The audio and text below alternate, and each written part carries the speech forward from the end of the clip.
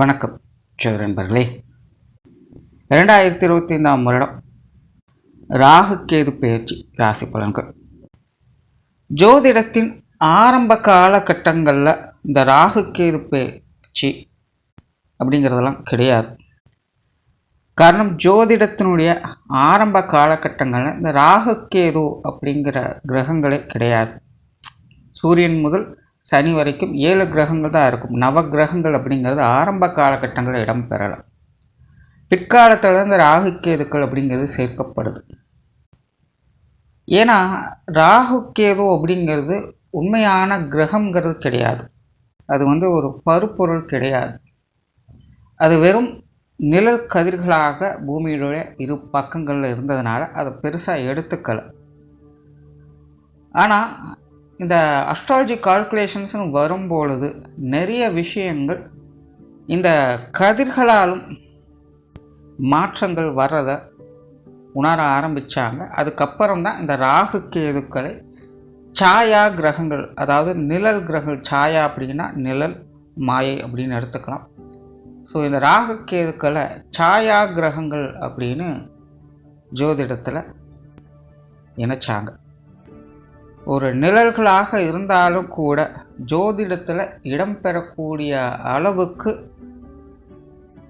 அதாவது கிரகம்னு ஒரு அந்தஸ்தை கொடுத்து இடம்பெறக்கூடிய வகையில் இதற்கு முக்கியத்துவம் கொடுத்து வச்சுருக்காங்க. அப்படிங்கும் பொழுது இந்த ராகு கேதுக்களுடைய வலிமை எப்படிப்பட்டதாக இருக்கும் அப்படிங்கிறத நம்ம புரிஞ்சுக்கலாம். ஏன்னா இந்த ராகு கேதுக்களுடைய தாக்கங்கள், மாற்றங்கள் அப்படிங்கிறது வாழ்க்கையில் தவிர்க்க முடியாத அளவுக்கு இருக்குது.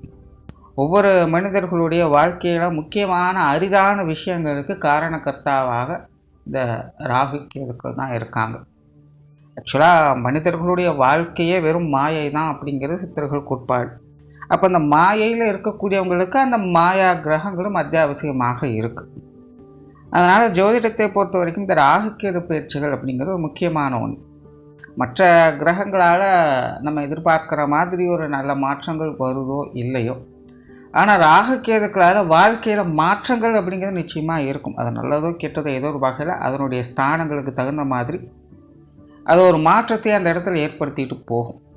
ஏன்னா ராகு கேதுக்களுக்கு சொந்த வீடுகள் அப்படிங்கிறது கிடையாது. எந்த ராசியில் இருக்கோ அதையே சொந்த வீடாக அதை மாற்றிக்கு. அதனாலே அதன் முழு தாக்கம் அப்படிங்கிறது எப்போவுமே இருந்துக்கிட்டே இருக்கும். மற்ற கிரகங்கள் ஆட்சி, உச்சம், நட்பு, பகை இந்த மாதிரியான விஷயங்கள்லாம் பார்த்து தான் பலன்கள் கொடுக்கும். அப்படின்னா ராகு கேதுக்களை பொறுத்த வரைக்கும் எப்போவுமே பலன்கள் ஒரே மாதிரி தான் இருந்துக்கிட்டு இருக்கும். அதில் எந்த ஒரு மாற்றமும் கிடையாது. இருக்கிற இடத்துல என்ன கொடுக்கணுமோ அதை கொடுத்துட்டு போயிட்டே இருக்கும். அதனால் ஜோதிடத்தை பொறுத்த வரைக்கும் இந்த ராகு கேது பயிற்சி அப்படிங்கிறது ரொம்ப ரொம்ப முக்கியம். ஆனால் அது மட்டும் இல்லை, வருட கிரகங்கள்னு சொல்லக்கூடிய பயிற்சிகளில் இந்த ராகு கேது பயிற்சியும் இருக்குது. ஏன்னா குரு ஒரு வருட காலம் ஒரு ராசியில் சஞ்சாரம் செய்யும். சனி 2.5 வருட காலங்கள் ஒரு ராசியில் சஞ்சாரம் செய்யும். இது ரெண்டுக்கும் மத்திய பகுதியில் 1.5 வருட காலம் 18 மாதங்களுக்கு இந்த ராகு கேதுனுடைய சஞ்சாரம் ஒரு ராசியில் இருக்கும். ஸோ ஒரு ராசியில் அதிக நாட்கள் இருக்கக்கூடிய கிரகங்கள் அதனுடைய தாக்கத்தை அதிக நாட்களுக்கு ஏற்படுத்தும். அப்போ அதனுடைய மாற்றங்கள் எப்படி இருக்கும் அப்படிங்கிறத முன்கூட்டியே தெரிஞ்சுக்கணும். அப்படிங்கிறதுல இந்த ராகு கேது பயிற்சி அப்படிங்கிறது முக்கியமாக பார்க்கப்படுது. ஆனால் இந்த 2025ஆம் வருடத்தை பொறுத்த வரைக்கும் இந்த வருட கிரகங்களுடைய பயிற்சிகள் அனைத்துமே இருக்குது. குரு பயிற்சியும் இருக்குது, சனி பயிற்சியும் இருக்குது, ராகு கேது பயிற்சியும் இருக்குது. ஸோ இந்த 2025ஆம் வருடம் கண்டிப்பாக அனைவரோட வாழ்க்கையும் ஒரு மறக்க முடியாத நிகழ்வுகள் அப்படின்னு கண்டிப்பாக இருக்கும். அது நல்லதோ கெட்டதோ அவங்களுடைய ஜாதகப்படி இருக்கும். ஆனால் ஆல்ரெடி இந்த 2025ஆம் வருடம் எப்படி இருக்கும் அப்படிங்கிறதையும் வீடியோ போட்டிருந்தோம். ஆக்சுவலாக அது சொன்ன மாதிரி தான் நிறைய விஷயங்கள் இப்போதைய நடுப்பில் நடந்துக்கிட்டு இருக்குது. அது பார்க்காதவங்க வேணால் செக் பண்ணி பாருங்கள். உலகச் சூழல்கள் எப்படி இருக்கும், மனிதர்களோட வாழ்க்கை நிலை எப்படி இருக்கும் அப்படிங்கிறதெல்லாம் கிளியராகவே சொல்லியிருந்தேன். பார்க்காதவங்க ஒரு தடவை வேணால் செக் பண்ணி பாருங்கள். சேனல் பேஜில் இருக்கும். ஸோ இங்கே இந்த ராகு கேதுக்கள் ராசி ரீதியாக என்ன மாதிரியான மாற்றங்களை கொண்டு வருது அப்படிங்கிறத பற்றி தான் பார்க்க போகிறோம். அந்த வகையில் உங்கள் ராசிக்கு என்ன பலன்கள் இருக்கும் அப்படிங்கிறத பற்றி தான் இந்த வீடியோவில் பார்க்க போகிறோம். மேசராசி. மேசராசிக்கு ராசிக்கு 11ஆம் இடத்துல ராகுவும் 5ஆம் இடத்துல கேதுவும் அடுத்த 1.5 வருட காலங்களுக்கு இந்த ராகு கேதுக்கள் சஞ்சாரம் செய்துட்டு வரும். இது வரைக்கும் மேஷராசிக்கு மறைவு ஸ்தானங்களில் 6, 12ஆம் இடங்களில் இந்த ராகு கேதுக்கள் சஞ்சரிச்சுட்டு வந்தது. பொதுவாக மறைவு ஸ்தானங்களில் ராகு கேதுக்கள் சஞ்சாரம் செய்யும் போது விபரீத யோகங்களை ஏற்படுத்தும். ஒரு பக்கம் வாழ்க்கையில் தேவையான விஷயங்களை கொடுத்துரும். பட் அதே நேரம் இன்னொரு பக்கம் பார்த்திங்கன்னா பொருளாதார ரீதியாகவும் உடல் ரீதியாகவும் சில சங்கடங்களை ஏற்படுத்தும்.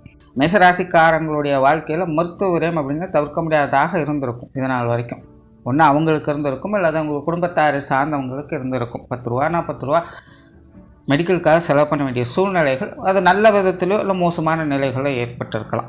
பொருளாதார நிலையில் மந்தம் அப்படிங்கிறது இருக்கும். காசு பணம் எவ்வளோ சம்பாதிச்சாலும் பத்தலைங்கிற ஒரு குறை இருக்கும். நிறைய பேருக்கு காசு பணங்கள் கைக்கு வந்திருக்கும், ஆனால் அது ஏதாவது ஒரு விஷயங்களாக மாற்றிருப்போம். வந்த காசு எப்படி வெளியில் போச்சுங்கிறது தெரியாது. ஒன்று வீண் விரயமாக இருக்கலாம், இல்லை ஏதாவது ஒரு விஷயங்களை வாங்கி போட்டிருக்கலாம். ஆனால் அதன் மூலமாகவும் ஏதாவது ஒரு செலவுகள் விரயங்கள் அப்படிங்கிறது இருந்துக்கிட்டே இருக்கும்.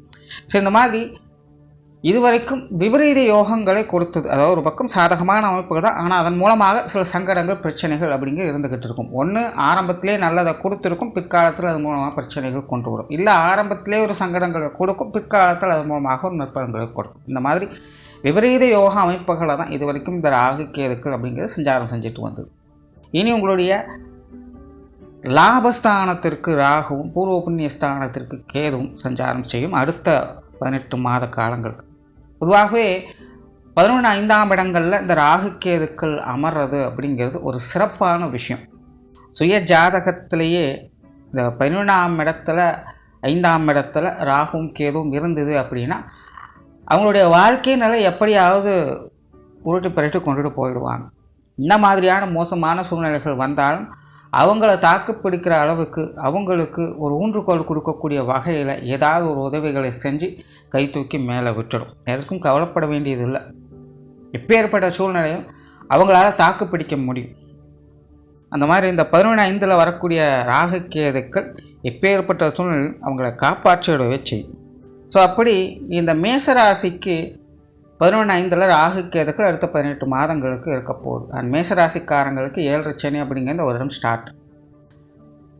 முன்னாடியே சில வீடியோக்களும் மேஷராசிக்காரங்களுக்கு சொல்லியிருக்கேன். இந்த வருடம் மேஷராசியை பொறுத்த வரைக்கும் சுப கிரகங்கள் சுப பலன்களை கொடுக்கும், அசுப கிரகங்கள் அசுப பலன்களை கொடுக்கும் அப்படி.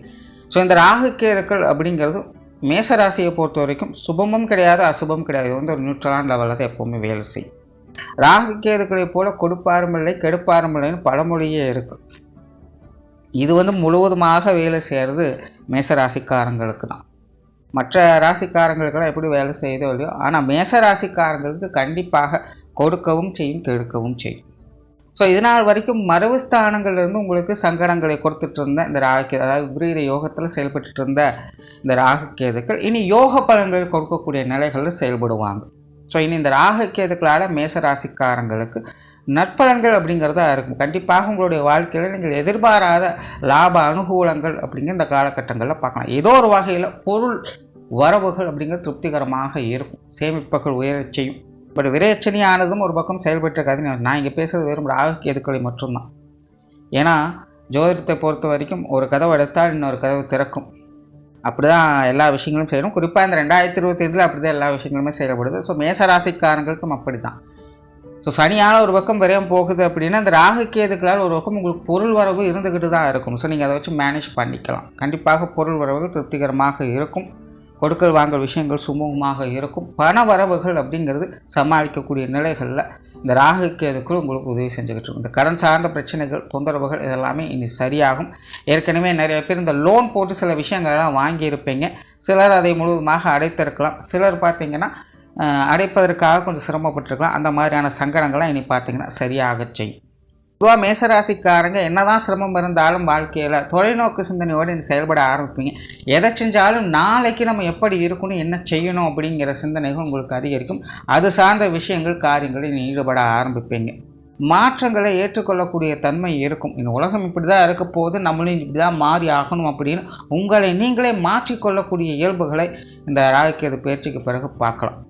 ஸோ மேஷராசிக்காரங்க இது வரைக்கும் இருந்த மாதிரியெல்லாம் இனி இருக்க முடியாது. கண்டிப்பாக உங்களுடைய வாழ்க்கை நிலையும் உங்களுடைய மனநிலைகளையும் உங்களுடைய காரிய ரீதியான விஷயங்களையும் மாற்றங்களை நிச்சயமாக பார்த்தே ஆகணும். நீங்களே உங்களை நீங்கள் மாற்றிக்கொண்டே ஆகணும். அதற்குண்டான சூழ்நிலைகளை இது கொடுத்தோம்.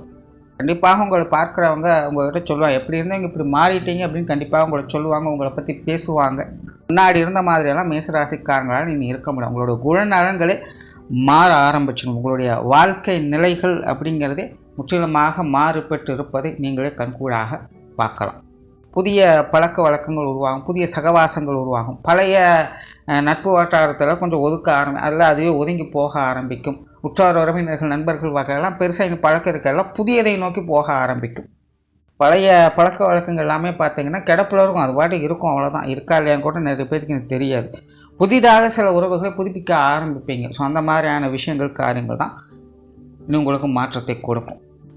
தொழில் வேலை உத்தியோக ரீதியாக இது ஒரு சாதகமான அமைப்புகள் அப்படின்னு சொல்லலாம். ஆரம்பத்தில் சொன்னோமா 11/5 ராகு கேதுக்கள் வந்துருச்சு அப்படின்னு ஏதாவது ஒரு வகையில் கை கொடுத்துரும். அந்த வகையில் இது தொழில் வேலை உத்தியோக ரீதியாக மாற்றங்களை கண்டிப்பாக கொடுக்கும். ஏற்கனவே செஞ்சுட்டு இருந்த வேலை உத்தியோகங்களை மாற்றிக்கொள்ளக்கூடிய அமைப்புகள் இருக்கும். ஒரு அப்கிரேடேஷனோடு சேர்ந்து அந்த விஷயங்களை எதிர்பார்க்கலாம். பதவி உயர்வுகள், சம்பள உயர்வுகள் போன்ற விஷயங்கள்லாம் அந்த காலகட்டங்களில் கிடைக்க ஆரம்பிக்கும். உங்களுடைய எதிர்பார்ப்புகள் பூர்த்தியாகும். பட் அதற்கு ஏற்ற அளவுக்கு உடல் உழைப்புகளை அதிகம் எடுக்கும். மன ரீதியாக இது ஒரு மாதிரியான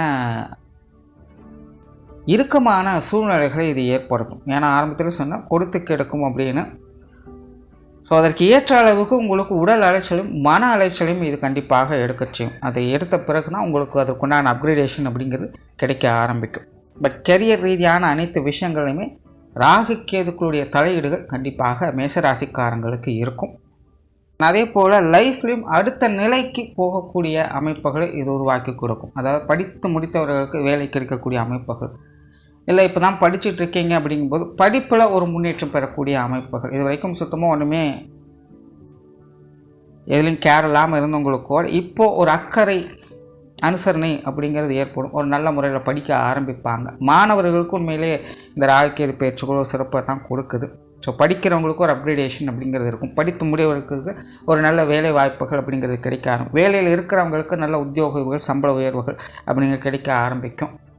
புதிய வேலை வாய்ப்புகள் போன்ற விஷயங்கள்லாம் பார்த்து வருவீங்க. அதே போல்